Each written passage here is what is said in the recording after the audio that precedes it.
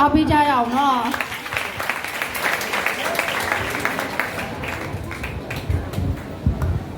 အားလုံးပဲမင်္ဂလာပါခင်ဗျာ